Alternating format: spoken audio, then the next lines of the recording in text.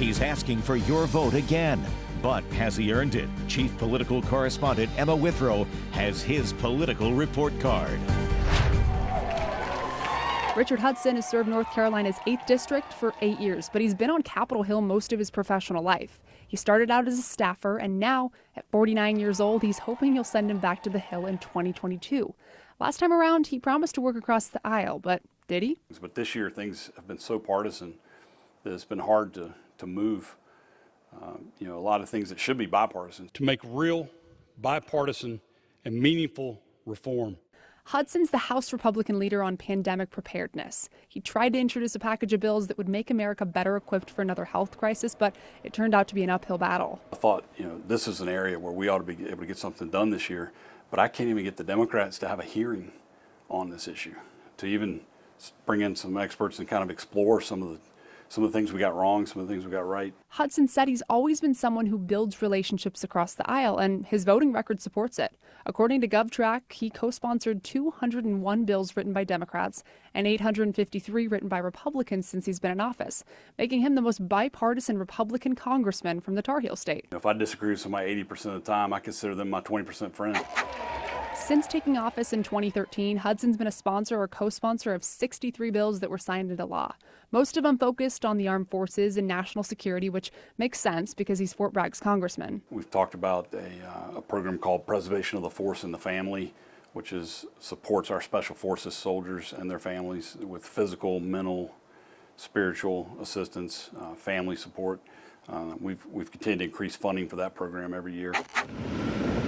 When scenes like this from Afghanistan played out this summer, Hudson focused even more on vets and their families. This has been the most awful experience for me as a member of Congress since the Afghanistan withdrawal. I mean, it's just been so frustrating and just heartbreaking. It's hard to even put into words. However, his words were much different back in 2017, reacting to Donald Trump's plan to pull out.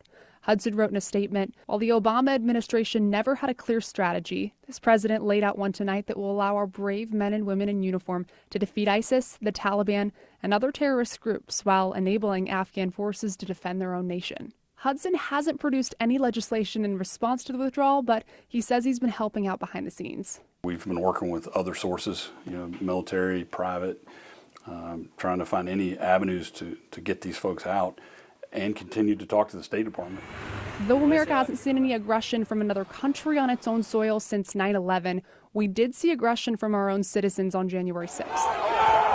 That night, Congressman Hudson stood with colleagues on both sides of the aisle when he said, quote, "I was on the House floor today when the incident started. There was a great deal of emotion and fear. I never dreamed I would be locked down in the House chamber and eventually evacuated for my safety as a mob roamed the halls of the Capitol."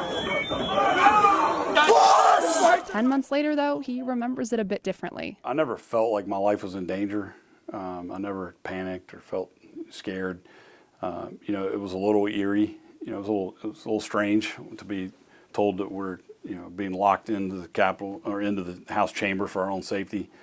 We could hear folks outside. Glass broke at one point on the door, and then some of the police officers drew their weapons. And at that point, it was sort of like, okay, this is different. That was eerie. Hudson, like the majority of the Republican Party, voted against creating an independent commission to investigate the assault, but he still supports prosecuting those responsible. I think there were some individual actors who planned this thing well in advance, who many of them are in jail now, and I think they ought to have the book thrown at them. Hudson said he's pushing forward and not dwelling on the past. I asked Congressman Hudson, so what grade would you give yourself so far? And he told me he's going to leave that up for the voters to decide.